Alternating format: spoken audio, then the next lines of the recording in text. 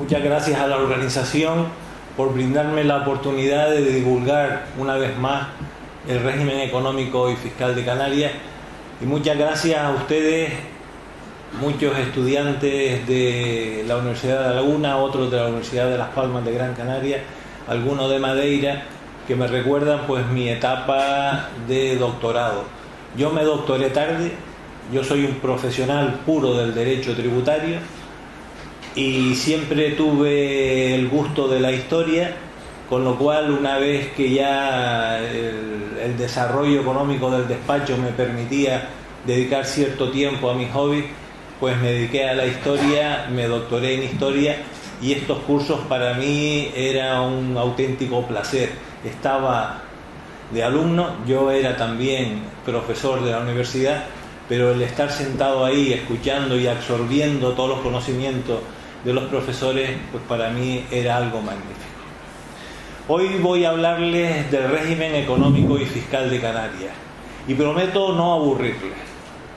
Según las caras que vaya viendo, iré cambiando de tono, iré cambiando de tema, si bien ofrezco un guión con el que yo voy a seguir esta intervención mía, pero según las caras de ustedes me permito cambiarlo. Y el objetivo que pretendo con esta charla es triple. Primero, que ustedes como ciudadanos sepan la importancia de una institución que convive con la sociedad canaria desde su origen. Segundo, que ustedes como universitarios sepan explicar un poco más lo que es el REF si se lo preguntan. Y tercero, y por qué no, que ustedes como futuros investigadores se sientan atraídos por alguno de los temas que yo voy a tocar hoy brevemente, de tal forma que su trabajo, su constancia, su investigación nos sirva a todos para ahondar en cualquier tema, en este caso en el tema concreto de nuestro régimen económico y fiscal de Canarias. Aquí hay campo para innovar. Hay campo para que en cualquier archivo aparezca un documento que no hemos visto lo demás o no le hemos dado importancia y que cambie parte del guión que seguimos los historiadores respecto al régimen económico y fiscal. Por eso les animo a los que se sientan atraídos por esta materia que no crean que todo está dicho, que no crean que todo lo que decimos es correcto y que cualquier hallazgo documental puede cambiar, si no todo el guión, sí parte de él. Y lo primero con lo que empiezo este tipo de intervenciones es preguntándonos qué es el régimen económico y fiscal de Canarias. Si vamos por la calle y le preguntamos a la gente de a pie qué es el régimen económico y fiscal, les suena, pero ¿qué definición nos daría? No darían ninguna definición. Sí, sé lo que es, pero no sé exactamente ni para qué sirve ni cuál es su concepto. Pero si subimos un escalón y le preguntamos a los universitarios, nos vamos a encontrar exactamente con lo mismo. Y si ya vamos a especialistas, los especialistas podrán dar una definición u otra. Yo la que empleo siempre es una que dio el Tribunal Constitucional hace muchos años, y es sencillamente el conjunto de necesidades que la sociedad canaria cree que el Estado le debe cubrir. Esas necesidades son cambiantes. Hoy o hace meses teníamos una necesidad, o creíamos que teníamos una necesidad, porque detrás estaba toda una campaña política, la de que los billetes de avión con la península se abarataran. Pues esa necesidad pretendíamos que la cubriese el Estado. Ya la ha cubierto subiendo e incrementando la subvención del 50 al 75%. Pero esta idea de necesidades son cambiantes. A medida que cambian los problemas, a medida que cambia la sociedad, también cambian los problemas, de tal forma que el REF es siempre una institución evolutiva. Y para adentrarnos en ella, la idea que yo propongo es darnos un corto paseo a través de la historia. Porque en el concepto que estoy manejando ahora, no puedo hablar de un origen del régimen económico y fiscal, sino hablo de orígenes en plural. ¿Por qué? Porque hay un origen histórico que empezó en 1487, luego me referiré a él, pero también podemos hablar de un origen económico, el Real Decreto de Puertos Francos en 1852. La gran mayoría de historiadores, hasta hace 30, 40 años, se referían al origen económico como al origen global del REF. 1852, Real Decreto de Puertos Francos. La economía de las islas se había venido abajo. Los instrumentos o incentivos que teníamos en siglos anteriores se habían eliminado. Nos encontramos ante un problema básico en nuestra economía y vino a resolverse con infraestructura portuaria y segundo, con un Real Decreto que nos permitía el libre acceso, el libre comercio. Pero también se habla de otro origen, el origen jurídico. En 1972 es por primera vez cuando todas estas nociones de REF se incorporan a un texto legal. Por eso hablamos de orígenes, por eso hablamos del origen histórico, del origen económico y del origen jurídico. En la labor que estoy desarrollando a 10 años vista, estoy ahora ilustrando sobre el origen histórico. Y sobre el origen histórico y los otros dos orígenes subyace siempre una idea, un hilo conductor que es lo que me hace a mí como investigador decir esto es una medida REF o esto no es REF. Y ese hilo conductor es el sacrificio que hace el Estado para permitir el desarrollo económico y social del archipiélago. Muchas veces por interés propio, porque piensen ustedes en la encrucijada en la que se convirtió en el archipiélago cuando se descubrió América. La flota pasaba a la ida, pasaba por Canarias. La cantidad de enemigos que tenía la corona, pues indudablemente si aquí no había una sociedad fortalecida, el grave riesgo es que la corona perdiese las islas. No solo por interés propio, sino también por el interés genérico de que se le dio el estatus de provincia y no de colonia a Canarias, y eso se ha seguido desarrollando a lo largo del tiempo. Sobre el origen histórico, que voy a hablar brevemente, los otros dos orígenes no puedo abordarlos en esta corta charla, tengo que decirles que se producen 3 hitos históricos para que pueda nacer el régimen económico y fiscal. El primero es la incorporación de Gran Canaria a la corona. Y al incorporarse a la corona se incorpora también al derecho castellano. ¿Qué ocurría? Ustedes saben que el archipiélago, unas islas habían sido conquistadas, eran las denominadas islas de señorío, y llega un momento en que en la pugna política y económica con Portugal, a la corona de Castilla siente un interés especial por la zona. Y lo que se encuentra que había islas conquistadas e islas sin conquistar. Compran ese derecho y la primera isla, la más cercana al flanco que se quería proteger, que era la ida y vuelta del Golfo de Guinea, era Gran Canaria. Gran Canaria se conquista, pero una vez que se conquista no se incorpora a la corona. Y son los propios vecinos de Gran Canaria los que piden la incorporación de la isla a la corona. ¿Por qué? Porque el ejemplo lo tenían muy cerca, las islas de señorío. Los vecinos querían ser súbditos de los reyes, no querían ser súbditos de un señor, no querían ser vasallos de un señor. Y en 1487 se hace esta solicitud e indudablemente se le concede que Gran Canaria se incorpore a Castilla. Pero el mismo día 20 de enero de 1487, los reyes católicos otorgan un fuero de franqueza a Gran Canaria. No hay ninguna singularidad en este acto, exactamente igual de los fueros que se otorgaban en Andalucía, en los territorios conquistados a los moros. En esos años quedaba el Reino de Granada, y a medida que se iban conquistando localidades en el Reino de Granada, pues se le iban dando una serie de fueros o privilegios fiscales. 1487. Estos fueros fiscales en Andalucía se daban por periodos cortos de tiempo, 10, 15 años. En Gran Canaria se dan por 20 años. Y hay un tercer hito importante, que es el fuero de población de 1494.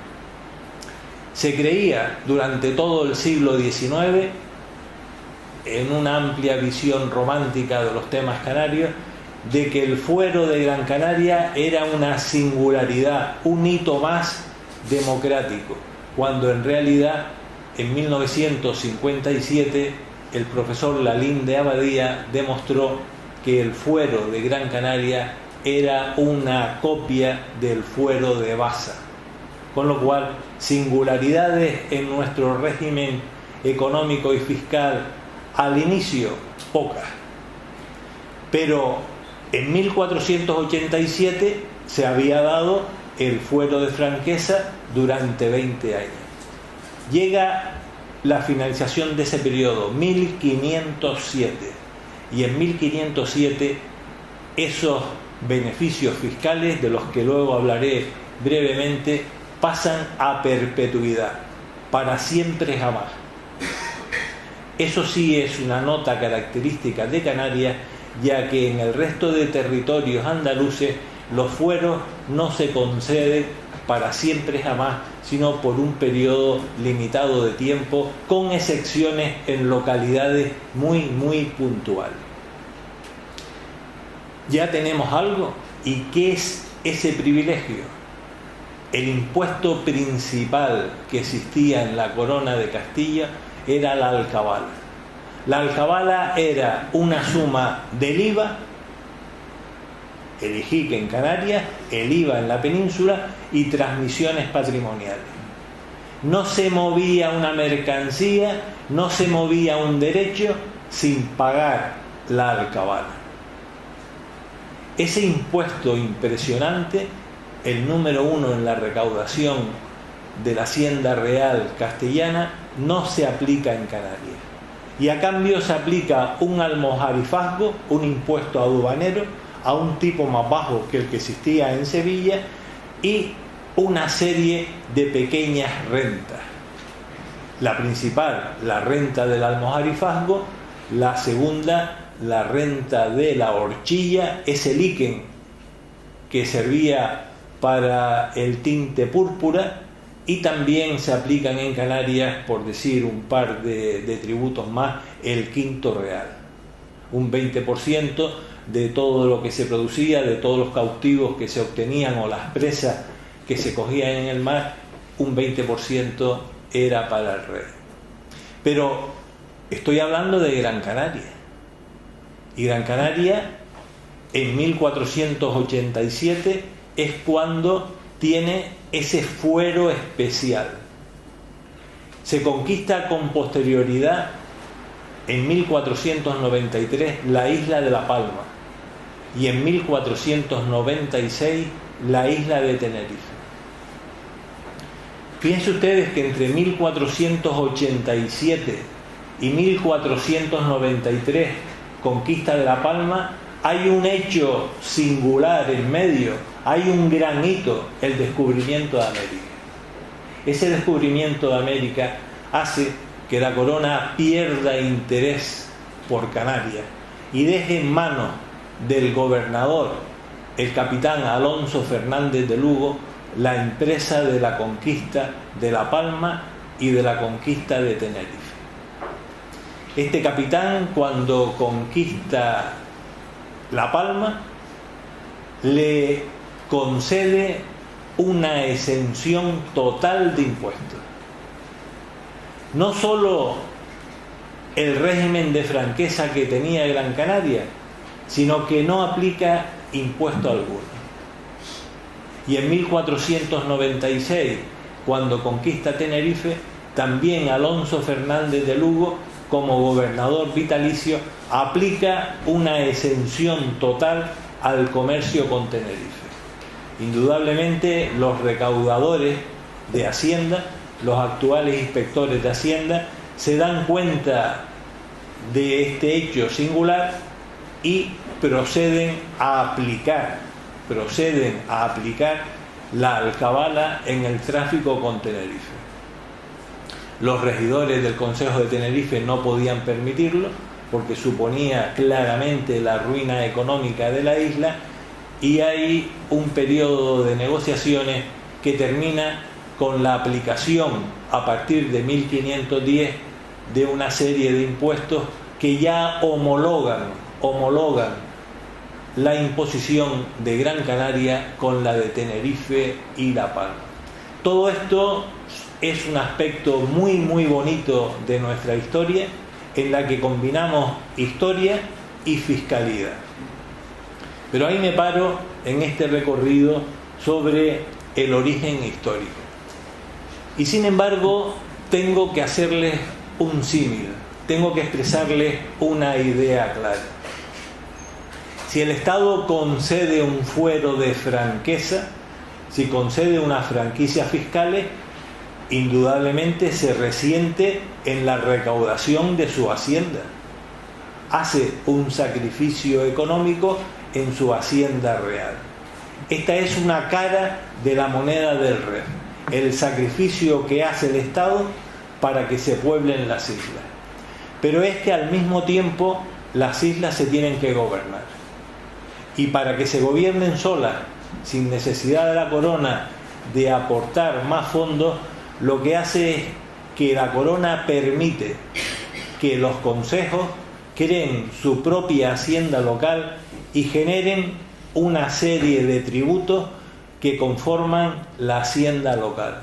Luego vean que por una cara de la moneda el Estado quita impuestos y por la otra cara el Estado permite que se apliquen todo tipo de impuestos.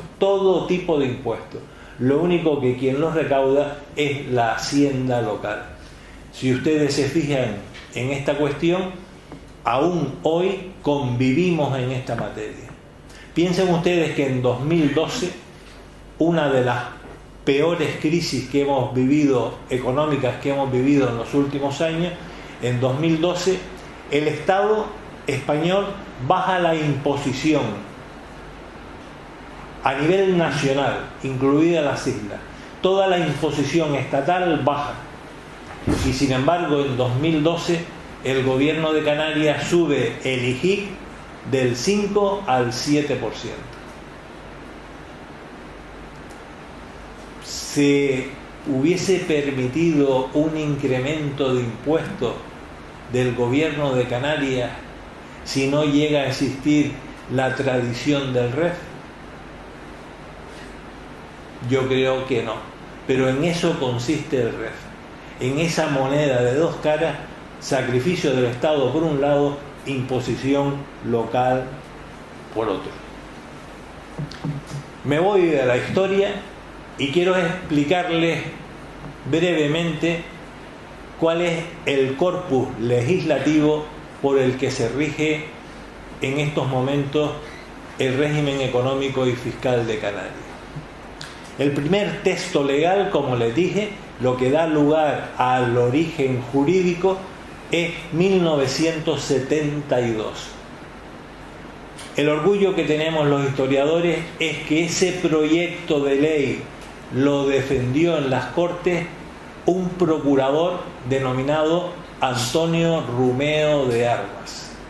Y Antonio Rumeo de Armas transportó el clima del Congreso de los Diputados, en aquella época corte franquista, la trasladó 5 siglos antes, a 1487, y explicó con todo lujo de detalle lo que había sucedido en esos años y cómo se había dotado al archipiélago de estas franquezas o franquicias fiscales. Pues bien, desde 1972 tenemos un texto, ese texto ha ido evolucionando y hoy el que manejamos los asesores fiscales, el que maneja Hacienda, es la Ley 19 de 1994. Es la ley de modificación del REF que modifica la ley de 1972, pero es el corpus por el que todos nos regimos. Una ley de 1994. Piensen ustedes que de 1994 hasta el 2014 solo teníamos un pequeño texto en el Boletín Oficial del Estado. Esa ley no tenía reglamento y el primer reglamento aparece en el 2014. Fíjense ustedes, nosotros los asesores fiscales, cómo teníamos que lidiar con un montón de interpretaciones que acababan en conflictos, primero tributarios y luego conflictos que se incorporaban a la jurisdicción contencioso-administrativa y que se resolvían 14 o 15 años después. Con lo cual, hemos aprendido la interpretación correcta de la norma tributaria del REF a base de palos, a base de sentencias. ¿Qué ocurre con esta normativa? Que cada 6 años ha de actualizarse. ¿Y ha de actualizarse conforme a qué patrón? Conforme a las directrices comunitarias europeas. Todos los incentivos que tenemos nosotros en el REF son catalogados como ayudas de Estado. Y como ya pertenecemos a la Unión Europea, pues está claro que tenemos que regirnos por esa norma o macronorma que se dicta en Bruselas. Por eso, cada 6 años tenemos que ir actualizando nuestra legislación y la tenemos que poner acorde a las nuevas directrices europeas. Y ahí hemos conseguido a lo largo del tiempo un paso importante. Es el denominado Reglamento de la Unión Europea 651 del año 2014 de exención por categoría. Y este reglamento de exención por categorías, ¿qué es lo que permite? Permite que el Reino de España conceda una serie de incentivos fiscales que no tienen que ser autorizados previamente por Bruselas, sino por el rango de ayuda de Estado y por la importancia que supone a una región ultraperiférica, se le concede la aplicación automática sometido a un cierto control. Luego les hablaré de ese cierto control. Y si estamos hablando de regiones ultraperiféricas, conviene que todos tengamos siempre muy claro que el paraguas que tenemos en Canarias no es la Constitución española. Si gozamos en la actualidad de un régimen económico y fiscal singular y diferenciado del resto de la península, no es por la Constitución española, sino por el gran paraguas que tenemos, que es el tratamiento de las regiones ultraperiféricas en el artículo 349 del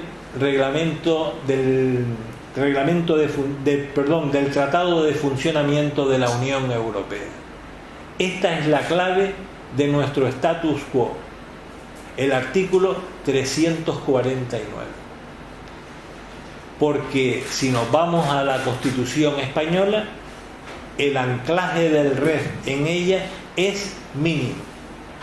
Se nombra en la Constitución española al REF, pero solo si se cambia algo del REF o si se trata algo relacionado con el REF, hay que oír previamente al Parlamento Canario. Solo para eso.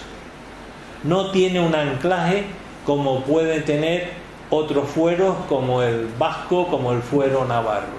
Ahí andamos cortos. A mí, como experto en esta materia, cuando me preguntan, ¿es importante el anclaje del REF en la Constitución? Yo lo que digo es, no viene mal, pero no es la materia que más me preocupa.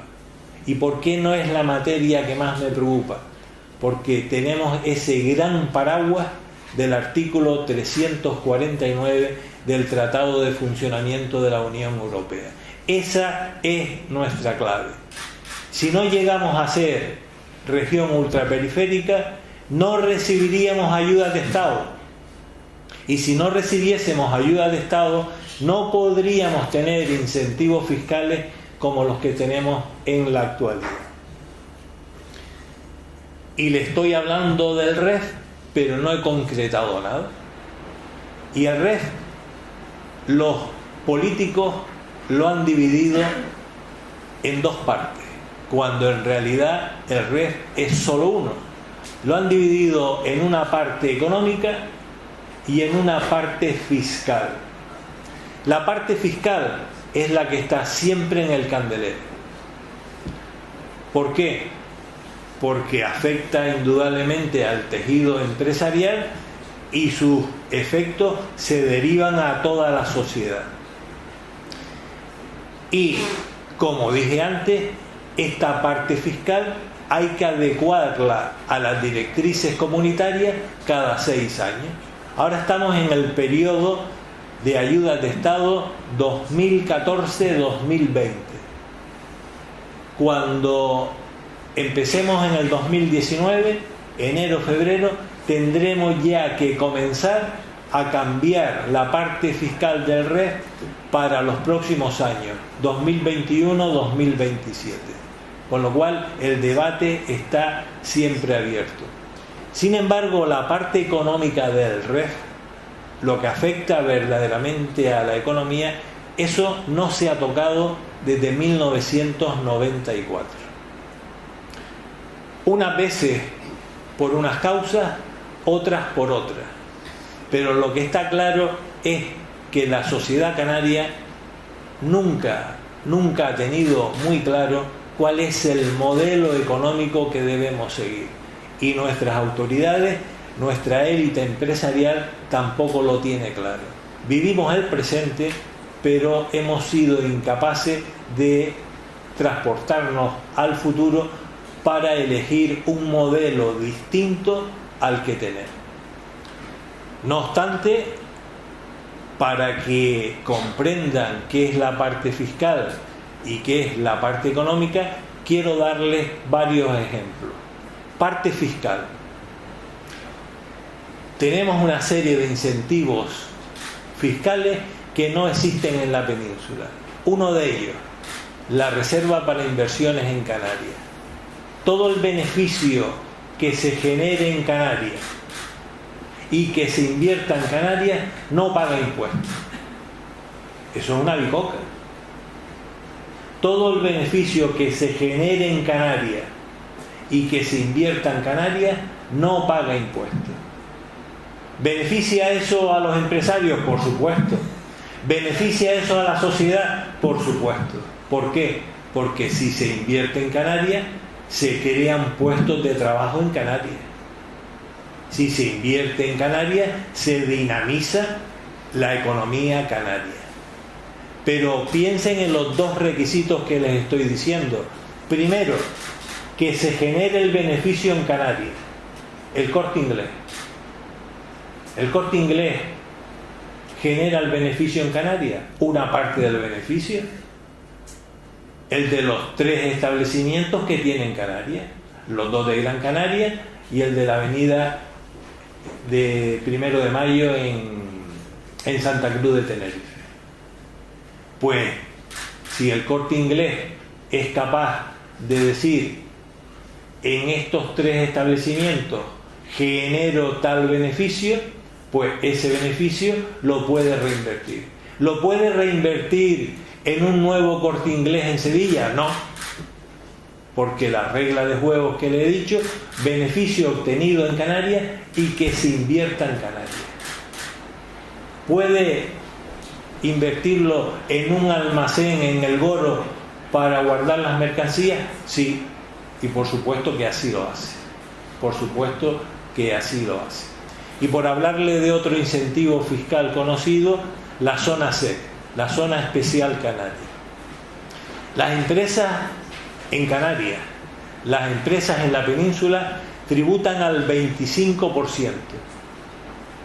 Sin embargo, una empresa SEC tributa solo al 4%. Pero se obliga a constituir una entidad en Canarias, a generar 4 puestos de trabajo y a invertir como mínimo 100.000 euros en Canarias. ¿Es eso suficiente? Hay empresas que se sienten atraídas por pagar el 4% y en vez de estar en la península, vienen y montan su negocio aquí. Y hay hoy en día muchísimas empresas SEC. Aquí también está el interés político.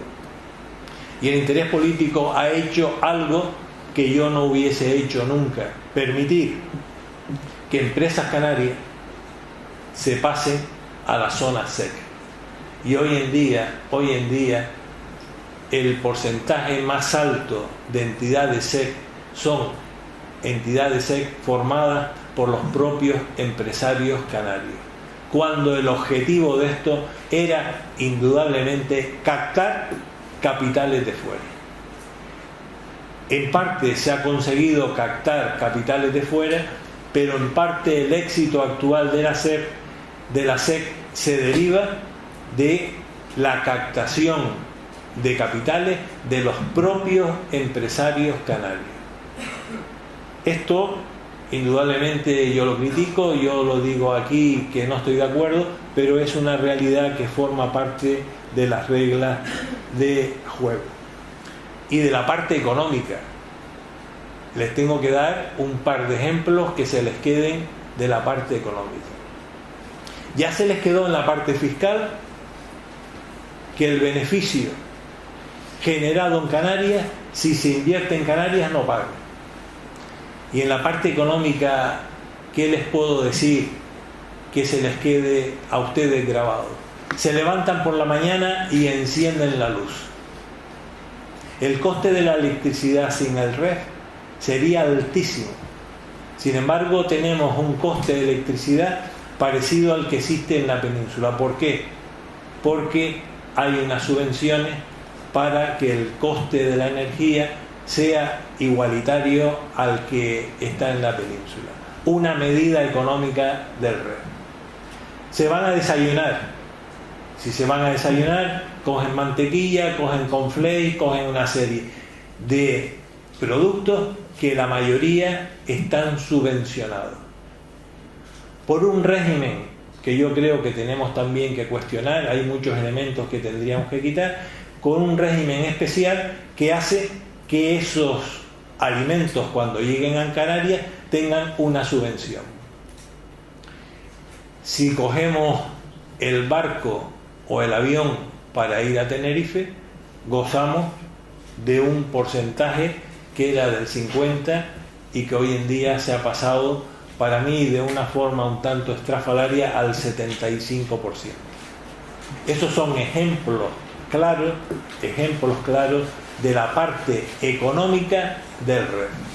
Y esta parte económica del REF, ahora, en el 2018, se va a actualizar desde 1994. Con lo cual, es un primer escalón a poner al día la parte económica del REF, pero no hay ninguna idea innovadora, no hay ningún cambio brutal. Vamos avanzando en esa línea muy poco a poco.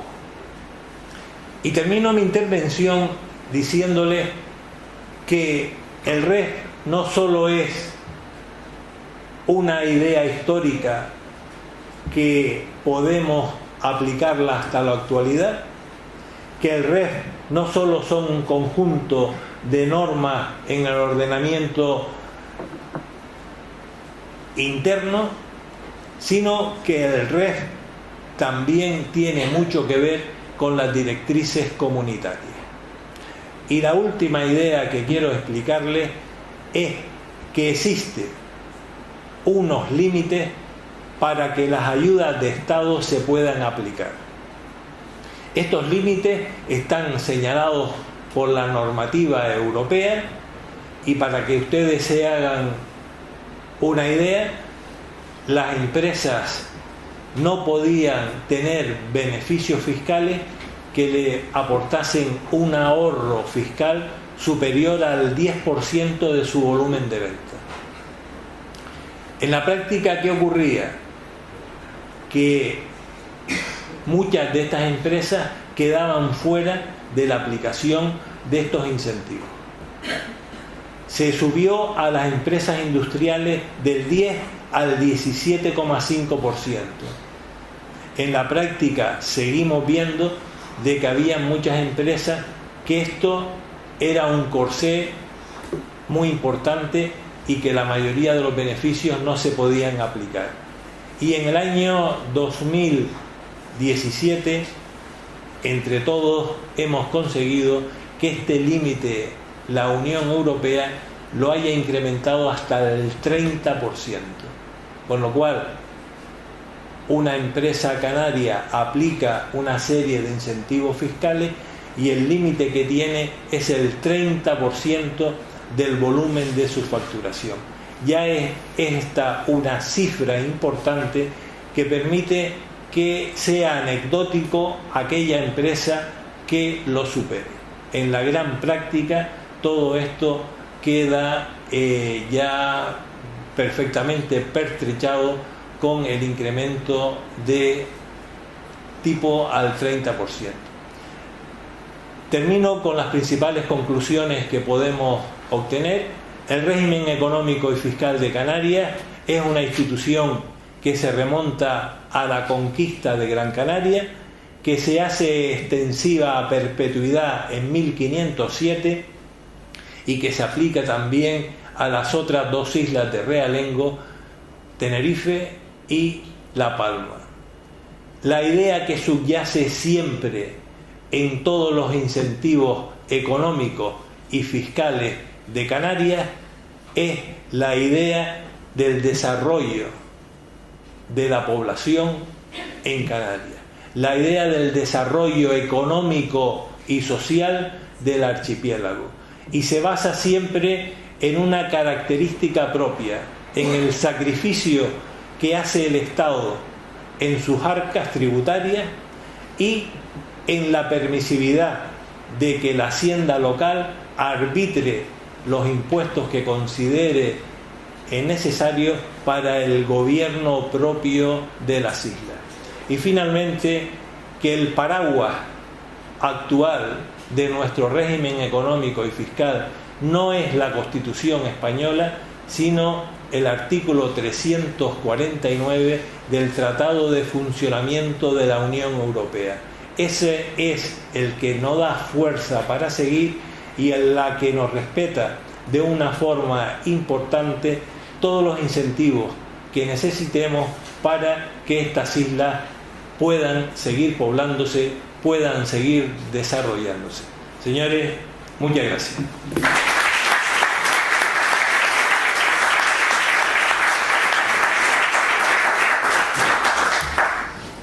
Aunque esto es una conferencia inaugural, Salvador Miranda se presta a que podamos tener un brevísimo debate, por lo cual yo les ruego que aquellos que quieran intervenir levanten la mano y si quieren hacer alguna cuestión, preguntarle alguna cuestión, lo hagan lo más brevemente posible. Por ahí, aquí, por ahí, 3 palabras. Tenemos 3 palabras pedidas. Adelante. A mí me ha parecido muy clarificador y brillante la intervención, y yo le pregunto para ir más allá, ya que estamos hablando de historia, pero para hacer una proyección. Hay algunos partidos políticos que han dicho que se puede ir más allá del REF, que el REF al final se queda en que le pagas a Endesa, algunas empresas que se benefician de la RIF, pero no llega al ciudadano de alguna manera. ¿Se puede andar ese camino? Sí, yo creo que sí se puede andar. Primero, yo no comparto la idea de que no llega al ciudadano, porque si se invierte en Canarias, los puertos están llenos, los polígonos industriales tienen vida, indudablemente se generan puestos de trabajo. Pero lo que sí yo estoy de acuerdo es que vivimos de una idea, de unos incentivos fiscales y de unas medidas económicas concretas que son siempre las mismas y les vamos cambiando el apellido. Hace falta ideas innovadoras. Esas ideas innovadoras no las tenemos. El debate de qué queremos hacer con nuestra sociedad en el aspecto económico, no lo sabemos. Si a mí, asesor fiscal puro y duro, me preguntan ¿cuál es el modelo económico que tenemos que seguir? No sé. No lo sé. Porque estamos acostumbrados al monocultivo. Ahora nos va magníficamente bien con el turismo. Experimentamos ciertos ciclos. ¿Quién es capaz de decir salgo de ese ciclo? Es difícil. El ciclo del ladrillo.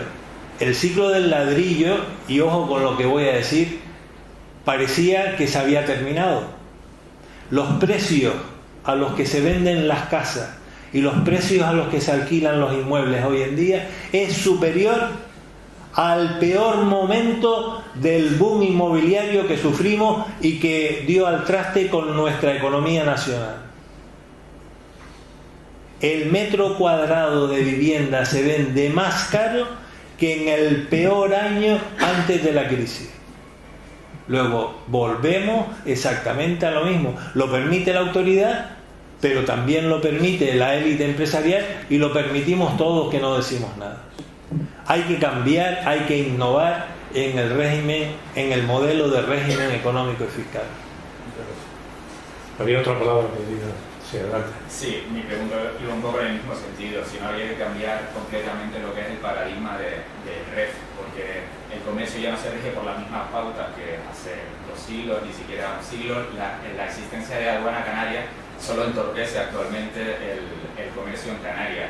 Y la zona especial canaria, la atracción de inversiones, de inversión directa extranjera, se realiza más que esa inversión que hace la SEC a través de juego online, plataformas digitales o servicios financieros que están fuera completamente de nuestro régimen fiscal. No tendríamos que dejar la mente en blanco en lo que es el REF y decir que queremos un REF para el siglo XXI que debe ser completamente diferente al actual, porque funcionan con normas que se han quedado obsoletas. Completamente obsoleta. El ejemplo del que tú estás dando, el comercio electrónico.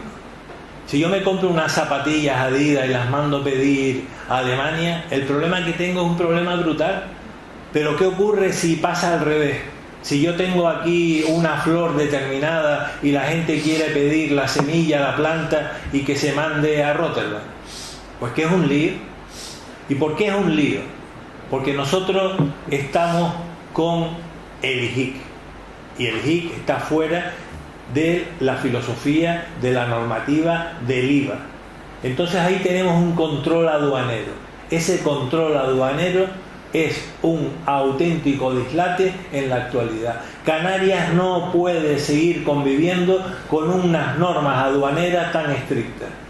En el comercio del arte exactamente igual. Ahora vienen medidas en esta reforma que les anticipé y que se aprueba ahora antes del 2019, vienen medidas importantes para el comercio del arte.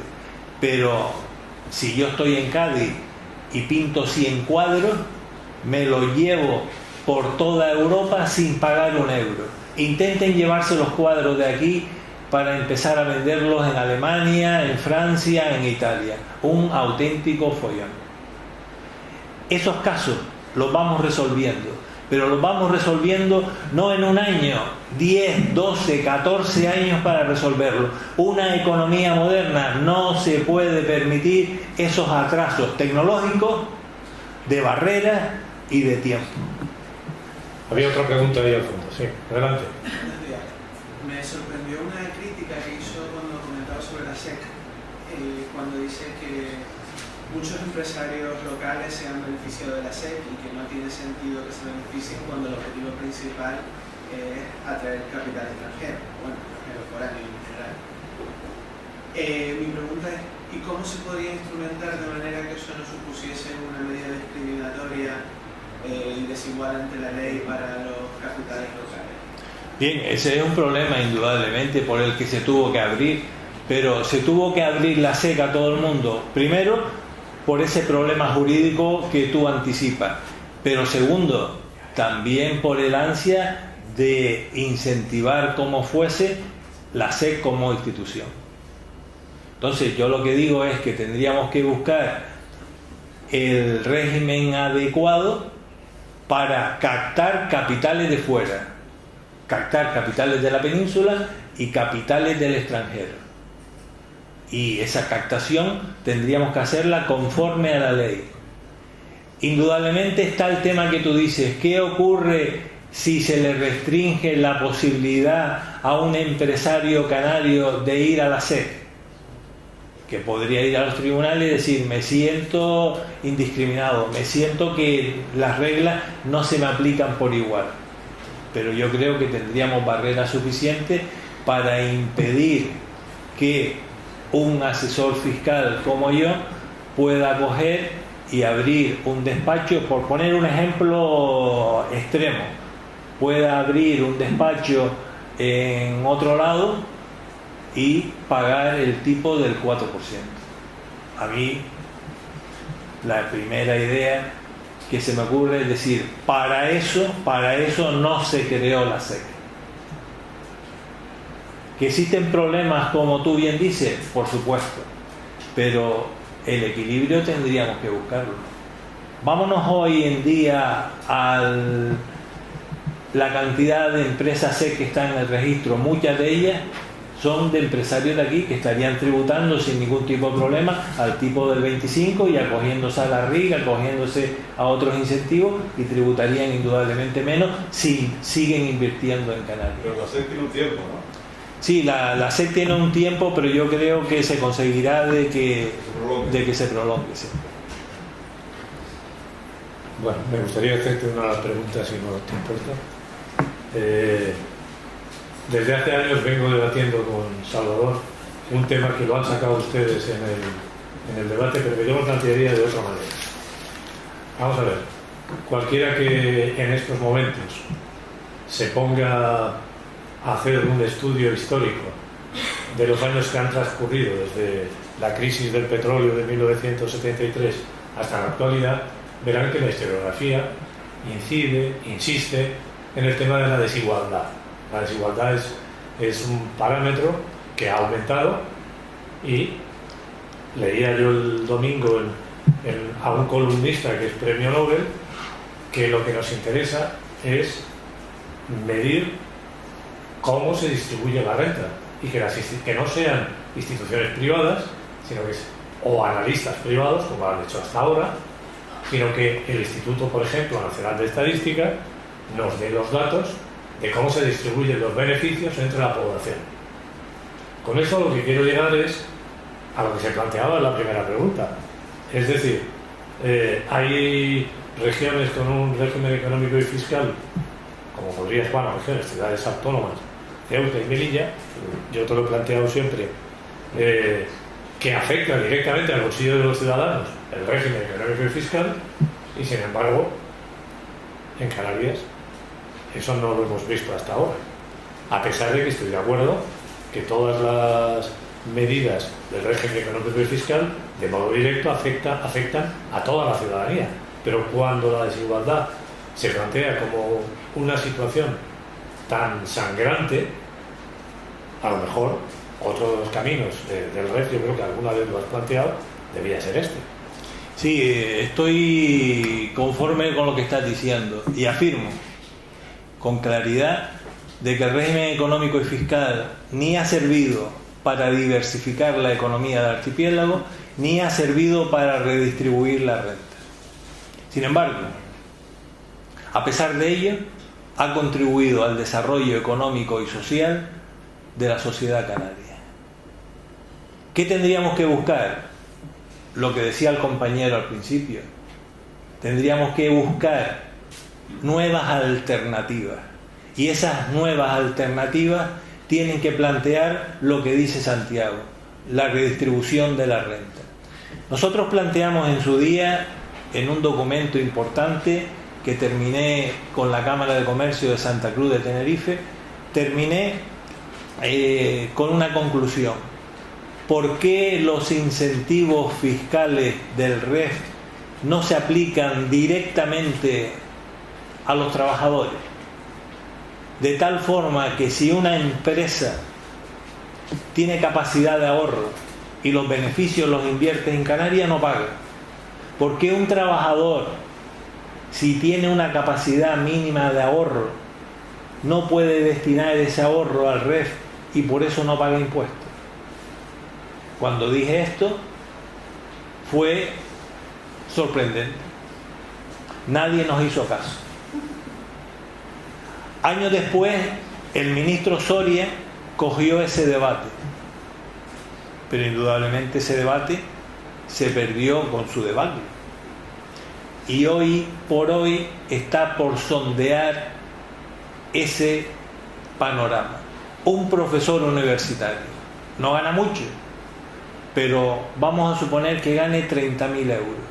Si de esos 30.000 euros puede al final del año ahorrar 6.000, ¿por qué no puede él comprar unos bonos del Cabildo, unos bonos del gobierno de Canarias, mantenerlos durante 5 años, que luego el dinero se le devuelve igual que a los empresarios?